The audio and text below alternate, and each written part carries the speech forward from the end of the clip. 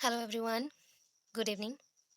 I hope आप सब बहुत अच्छे होंगे एंड जैसे कि हम जानते हैं आज हमारा O S S T E T second exam था एंड कैटेगरी वन के लिए जो एग्ज़ाम्स होएंगे एंड उनके जो क्वेश्चंस थे child development and pedagogy and school management evaluation के ऊपर जो 50 क्वेश्चंस थे बहुत ही ज़्यादा मॉडरेट टाइप था और बहुत ज़्यादा डिफिकल्ट। ऐसे कुछ कुछ क्वेश्चंस थे, बहुत ज़्यादा इजी भी कुछ कुछ क्वेश्चंस थे, तो ऐसे मिक्सअप जैसा तो रहा था एंड मॉडरेट टाइप था। तो मैं यहाँ पे ना आपको ऑफिशियल तो आंसर की नहीं दे रही हूँ, अनऑफिशियल है, दैट मीन्स मैंने जो सिलेक्ट किए हैं उसको बोल रही हूँ एंड मोस्ट अप्रोप्रिएट और रिलेवेंट आंसर्स हैं। ठीक है, रिलेवेंट आंसर्स हैं। सो अभी ये देखो कि क्या क्या पॉइंट्स हैं। सो फर्स्ट क्वेश्चन, यहाँ पे हम एक्सप्लेनेशन नहीं करेंगे, ओनली हम क्या करेंगे, क्वेश्चन का आंसर्स में बताती हूँ, फटाफट कर लो। मैं जैसे प्रीवियस क्लासेस करती थी जहाँ पे एक्सप्लेनेशन देती थी वैसे नहीं करूंगी एंड कल से आपको अगेन सीएसटी के लिए प्रिपरेशन स्टार्ट होगा। इफ आप लोग एग्री हो कल से अगेन प्रिपेयर करने के लिए, देन मैं आपको वीडियोज डालूंगी, वीडियोज बनाऊंगी एंड सीएसटी के साथ स्कूल मैनेजमेंट का कंसेप्ट देख लो ना कितना डिफिकल्ट आ रहा है, तो उसके ऊपर भी हम लोग बहुत ज़्यादा ही फोकस करेंगे। मैक्सिमम 5000 क्लासेस, 5000 एमसीक्यूज के क्लासेस स्टार्ट करेंगे। सो आपका क्या ओपिनियन है मुझे कमेंट बॉक्स में जरूर मेंशन करना। ठीक है, प्लीज चेक करो आपका कितना सही रहा है, क्योंकि ये मोस्ट रेलिवेंट आंसर्स हैं क्वेश्चन के। तो first question, which of the following is not the characteristics of formative evaluation. Formative evaluation के लिए कौन सा कैरेक्टरिस्टिक्स नहीं है? सो ये आपको ऑप्शन नंबर डी इसका करेक्ट आंसर है, because it is almost unobstructive and non reactive. ठीक है, नॉन रिएक्टिव। सो उसके बाद नेक्स्ट में चलते हैं, दैट इज इसका आपको पता चल गया, ये है, हो गया। करेक्शन करते चलो, आपका कितना करेक्ट हुआ है उतना देखिए। ये मोस्ट रेलिवेंट है, जहाँ पे हम बोल सकते हैं 90%, 95% करेक्शन हो चुका है, ये हमारे अकॉर्डिंग है। बट ऑफिशियली जब आता है कुछ क्वेश्चन के आंसर्स बदल जाते हैं, तो उसके लिए वरी मत करिए, बट मैक्सिमम आंसर्स हमारे करेक्ट है, तो उसको चेक करते चले। नेक्स्ट क्वेश्चन देखते हैं, that is according to whom a short answer essay items is one in which the examinee supplies the answer in one or two lines and is usually concerned with one central concept. that is इसका answer अभी तक Google में भी आप search करोगे या Chrome में search करो तो इसका आंसर प्रॉपर नहीं मिला है, बिकॉज हमारे अकॉर्डिंग ये एनसीएफ 2005 होना चाहिए, बिकॉज मैंने एनसीएफ 2005 में इस चीज़ को पढ़ा था, but I am not sure ये चीज़ इतना ही होगा। बट जितना कंफर्मेशन है कि 90% इसका आंसर एनसीएफ 2005 ही होगा। नेक्स्ट देखते हैं, 103 का क्वेश्चन है, organising pre service and in service training of teachers develop and disseminate innovative educational technique and practices are the objective of dash, objective of which organisation. That means कौन सा organisation, dash means यहाँ पे मैंने कौन सा organisation का बोला। सो यहाँ पे देखिए क्या क्या पॉइंट है। आपका एनसीटी है, एनसीईआरटी है, कैब है, that is a central advisory board of education, NIEP है।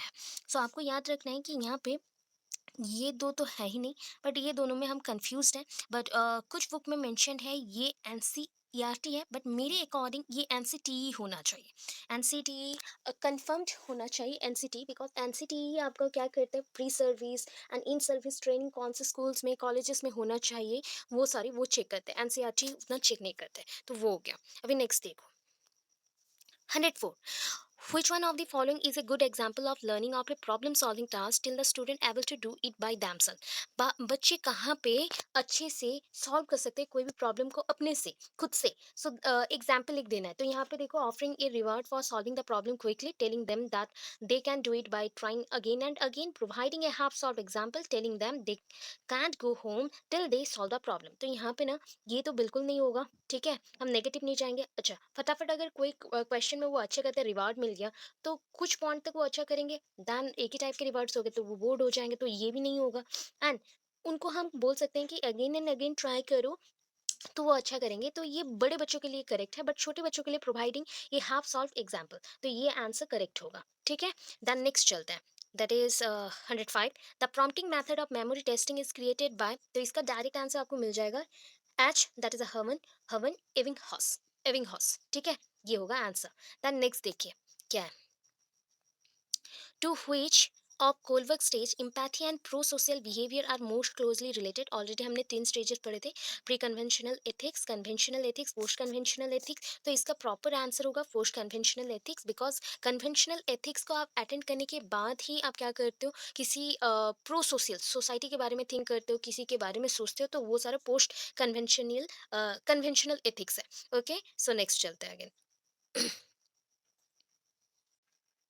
सो नेक्स्ट पेज में है ये scale with A set of points, यहाँ पे पॉइंट्स मेंशन्ड है, ठीक है, which describe A varying degrees of dimension of N attribute under the observation. तो इसको बोला जाता है रेटिंग स्केल, ये आप लोग पहले भी पढ़े हो पेडागोजी में, that is a rating scale.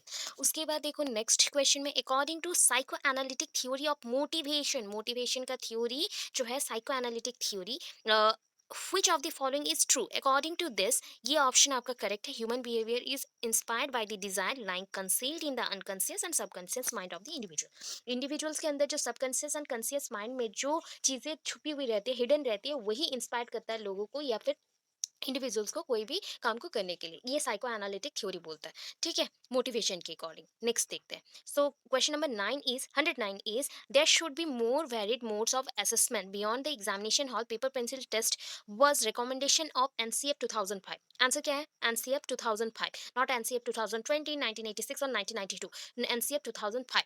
Okay, next NCF 2005 ही होगा, NP 1986 operation black board, but NEP that is newest mode of education system, and CF that is a national curriculum framework 2005। Next, next में आते हैं, that is 110।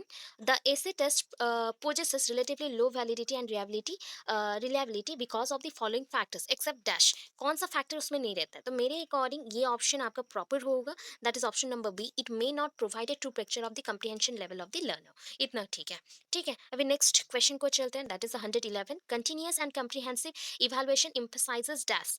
ये point होता है continuous and comprehensive, that is how learning can be observed, recorded and improved upon, ये होता है point, ठीक है। नेक्स्ट देखो,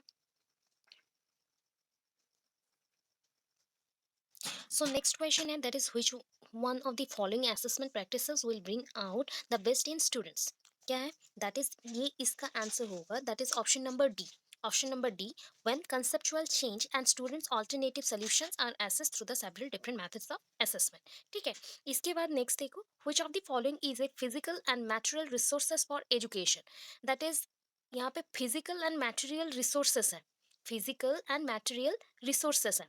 सो स्पॉन्सरशिप एलुमनी एंडोमेंट नहीं होगा, इंटेलेक्चुअल प्रॉपर्टीज होगा, इंटेलेक्चुअल प्रॉपर्टीज होगा, इंटेलेक्चुअल प्रॉपर्टीज होगा। नेक्स्ट देखो, option number sorry 114 question number, that is a motivation is the stimulation of actions towards a particular objective where previously there was little or no attraction to that goal। तो ये normally इसका answer अभी तक confirm नहीं हूँ, but इसका option B थोड़ा ठीक लग रहा है, that is a TW Atkinson. इन्होंने मोटिवेशन के ऊपर बहुत कुछ किया था, सो दैट उस अकॉर्डिंग उनका भी कुछ गोल के साथ रिलेटेड था, तो इसलिए मैंने मेंशन किया यहाँ पे। Motivation is the stimulation of action towards a particular objective where previously there was little और no attraction to that goal. So next question में चलते हैं, 115। which of the following is not a characteristics of critical pedagogy। क्या है? to subjugate students by oppression, ये होगा option number B 115 का। 116 देखिए, रोशु, that is a Roshu, Roshu's theory on adolescence was criticized by the psychologist because dash। यहाँ पे जो option है, option number B is correct, because मेरे according it was not based on observation and experiments. Otherwise यहाँ पे और एक option हो सकता है, जहाँ की ये मैं 50-50 में हूँ, 50-50 है यहाँ पे, हम बोल नहीं सकते। यहाँ पे दो चीज़ें, ये क्योंकि जॉन रोसू का कंसेप्ट हमारे बुक में नहीं था एडोलेसेंस के ऊपर, तो वहाँ पे मेंशन नहीं है। यहाँ पे अगर आप बहुत सारे आर्टिकल्स देखोगे, बहुत कुछ देखोगे, तब आपको पता चलेगा कि ये दोनों चीज़ों में एक हो सकता है। तो ये उस अकॉर्डिंग, एक आर्टिकल के अकॉर्डिंग ये ज़्यादा अप्रोप्रिएट है, और कुछ आर्टिकल्स के अकॉर्डिंग ये है। तो 50-50 हम इसको छोड़ते हैं, जब ऑफिशियल आंसर क्या आएगा हम मैच करेंगे। देन नेक्स्ट देखते हैं। सो नेक्स्ट क्वेश्चन है, which of the following is not a guideline for the teacher to develop problem solving qualities of the learner। ठीक है, यहाँ पे क्या होगा, मैंने यहाँ पे टिक कुछ भी नहीं किया है, पॉइंट्स को सिर्फ समझने के लिए मैंने ए एंड डी दिया था, बट यहाँ पे ऑप्शन में teach heuristic means different ways से पढ़ाना, तो ये ऑप्शन डी तो बिल्कुल ही नहीं होगा, ऑप्शन डी बिल्कुल नहीं होगा। अभी देखो, ये दोनों के अंदर बी भी नहीं होगा, बिकॉज यहाँ पे एनकरेज करें हम बच्चों को डिफरेंट एंगल से पढ़ने के लिए। Ask the student if they are sure that understand the problem. उनको बोलो कि अगर वो समझ पा रहे हैं तो वो बताए। Pose a question and let student try to find the answer. Question रखो बच्चों के सामने एंड उससे को बोलो कि वो सॉल्व करे। तो ऑप्शन ए एंड सी के अंदर एक होने वाला है, तो मेरे according option A is correct, option A is correct, ठीक है। नेक्स्ट चलते हैं, अभी नेक्स्ट क्वेश्चन में चलो, 118, ongoing process of arranging information and experience into mental system of categories is known as, that is called organization. इसको हम organization बोलते हैं, ठीक है। ऑनगोइंग जो भी इंफॉर्मेशन है उसको अरेंज करके फिर अगर मेंटल सिस्टम में हम उसको रखें एज एन एक्सपीरियंस, देन उसको हम ऑर्गेनाइजेशन बोलते हैं। वे option number C is correct for 118। उसके बाद नेक्स्ट देखो, which part of the brain is involve high cognitive process, ये मैंने प्रीवियस भी आपको बोला था कि आपका cerebral portion, that is a frontal lobe होता है ब्रेन का, फ्रंटल लोब, तो वो हो जाएगा आपका cerebral cortex, cerebral cortex, cerebral cortex. Then which of the following is a benefit of peer assessment, क्या होगा बच्चे यहाँ पे क्या कर सकते हैं, it makes a student to become more independent learner, क्योंकि वो बहुत सारी चीज़ों को एक साथ मिलकर सॉल्व करेंगे तो वो मोर इंडिपेंडेंट लर्नर बनेंगे। उसके बाद नेक्स्ट चलो देखते हैं,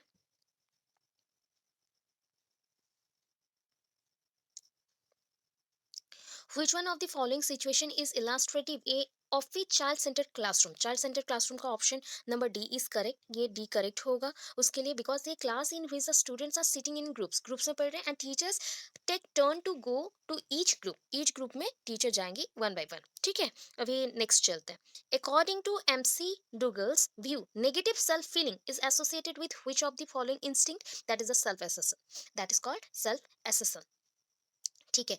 नेक्स्ट चलते हैं, अगेन नेक्स्ट क्वेश्चन है, NCT as a statutory body, ठीक है, क्या है स्टैट्यूटोरी बॉडी, मीन्स एक कंप्लीटली संस्था है जो जिसे हम फिक्स कर दिए, came into existence in pursuance of the NCT act 1993 on the dash, कौन से डेट में ये हुआ था, कौन से डेट में, कौन से ईयर में, that is 17 August 1995, option number B is correct 123 के लिए।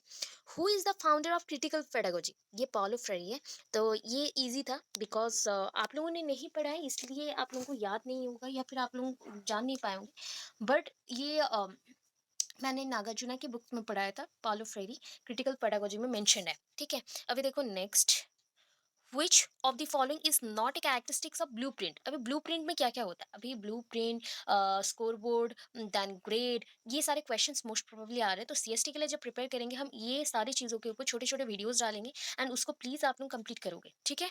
सो which of the following is not A characteristics of blueprint, blueprint बनाने के लिए आपको क्या क्या चाहिए होता है वो देखो, इसमें से कौन से पॉइंट पॉजिटिव है, weightage are given to the objectives and contents, obvious चाहिए ब्लूप्रिंट के लिए, weightage to form of questions in the terms of marks, ये भी चाहिए, it produces a link between test items and paper setter policy decisions, ये भी चाहिए, but ये ना एक 2 डायमेंशनल चार्ट नहीं है, 3 डायमेंशनल चार्ट है, तो ये हो गया option number C, that is a 125 का option number C is correct one. Then which of the following is the main objective of continuous assessment, ठीक है, to find out the extent to which the objectives have been achieved, to discover how far learning experience in the classroom proved effectively, to learn how successfully the aims of education have been fulfilled, and to help the learners to understand their progress in learning, तो continuous assessment के लिए यही चाहिए, option number D 126 का D होगा।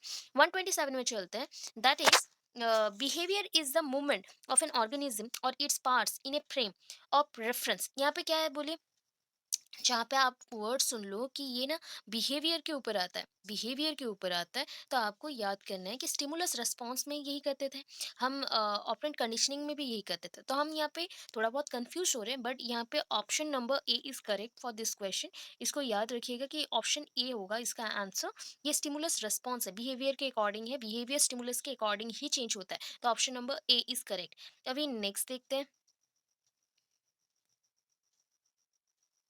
okay, 128. Which assessment involves the students in collection and evaluation of material to be included for examination? That is called portfolio. उसको बोलते हैं portfolio. ठीक है, rating skill नहीं है portfolio.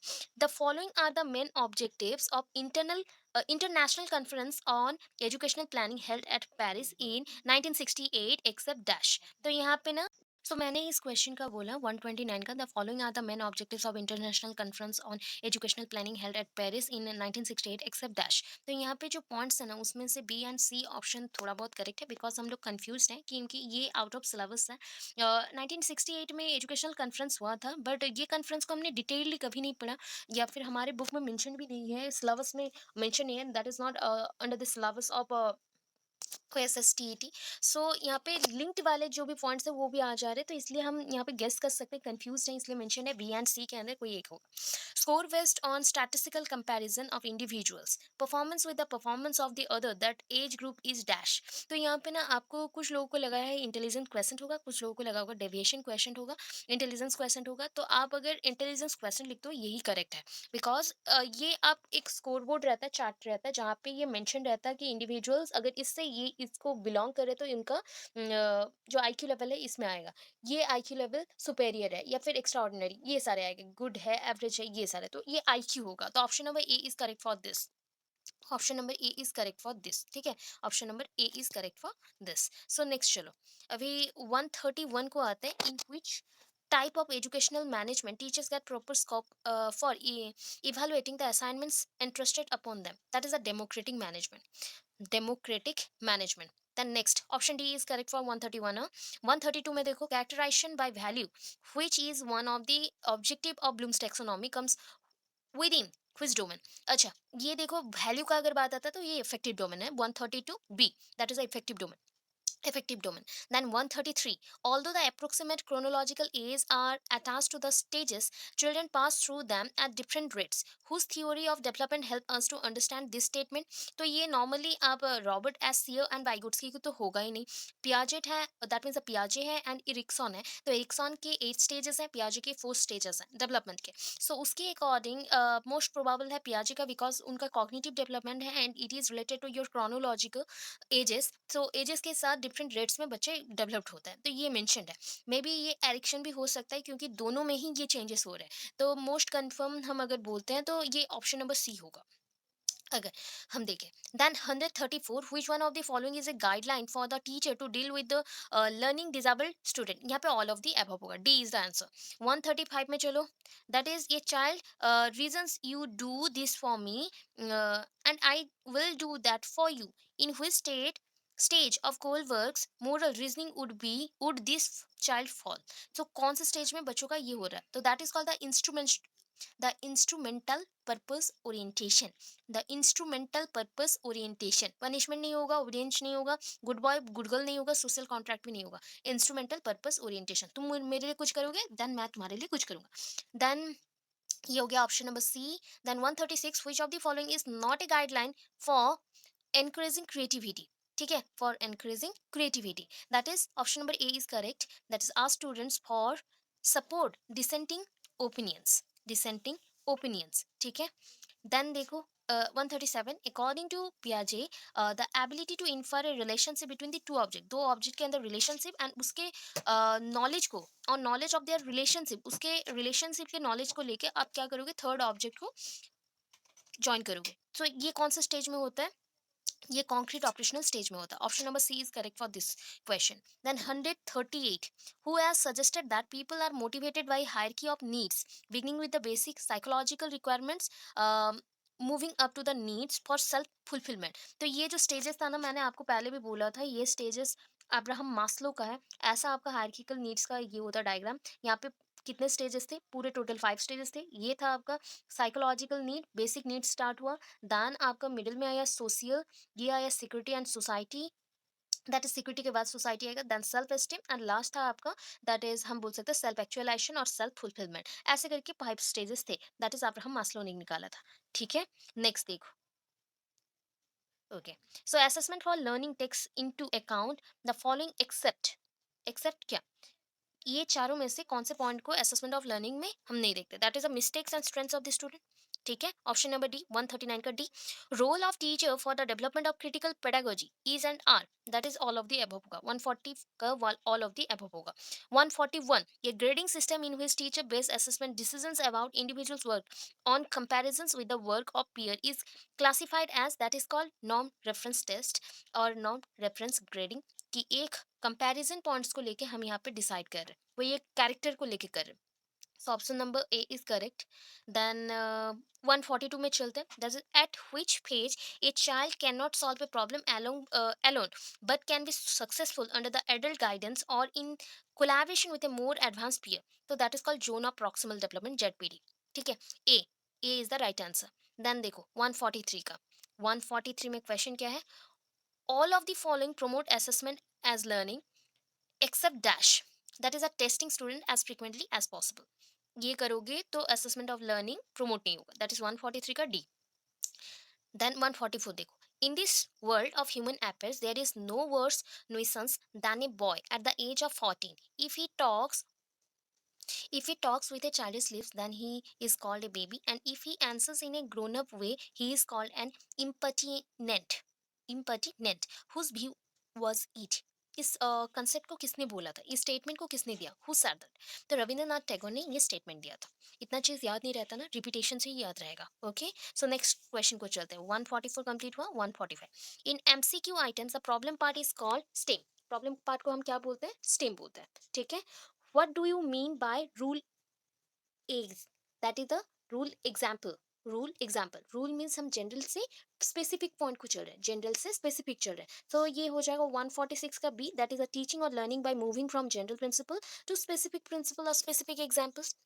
147 condition involving a range of motor or coordination difficulties due to brain damage is known as cerebral palsy. Maximum time epilepsy and cerebral palsy में सब कोई कंफ्यूज होते हैं. एपिलेप्सी में ब्रेन डैमेज होना start करता है, बट सेरेब्रल पल्सी में ब्रेन डैमेज की वजह से बॉडी मूवमेंट करना बंद कर देते हैं. That is one kind of, आप बोल सकते हैं, पैरालाइज्ड हो जाना. तो इसलिए सेरेब्रल पल्सी होगा. 147 का सी होगा. Then 148 whose name is strongly associated with the apparatus of puzzle box. जब ये पजल बॉक्स का नाम आता है तब सब कोई कंफ्यूज होकर थॉन्डाई या स्किनर मारता है, बट कंफ्यूज नहीं होना है, डायरेक्टली आपको स्किनर ही बोलना है. स्किनर ही पजल बॉक्स का डिस्कवरी किए थे. दैट मीन्स उन्होंने बहुत कुछ इन्फॉर्मेशन उसके बारे में दिया था, पजल बॉक्स कैसा होना चाहिए, कैसा नहीं होना चाहिए, सब कुछ.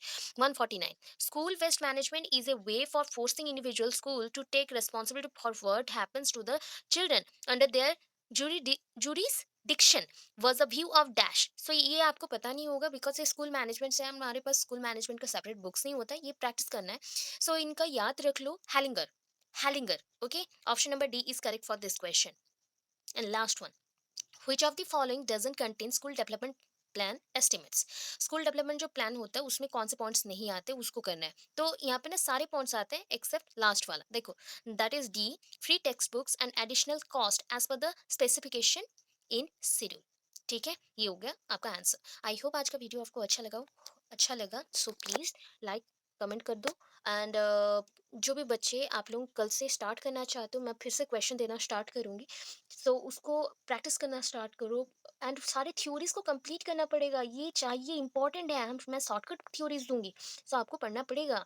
This is very important for your CST exam also. तो सीएसटी को क्रैक करना है तो अभी से लग पड़ो, कल से ही लग पड़ो. ओके, मुझे कमेंट बॉक्स में बताना कि आप लोगों का कितने मार्क्स रहे मेरे अकॉर्डिंग, मैंने जो टिक मारे हैं उसके अकॉर्डिंग. प्लीज़ प्लीज़ प्लीज़ बताना ज़रूर, अच्छा लगेगा हमें भी. एंड जो लोग मैं मेरे साथ रहना चाहते हो, दैट मीन्स मुझे मैं जो पढ़ाती हूँ उसको पढ़ना चाहते हो, प्लीज़ सब्सक्राइब कर देना. Thank you so much. Thanks for watching.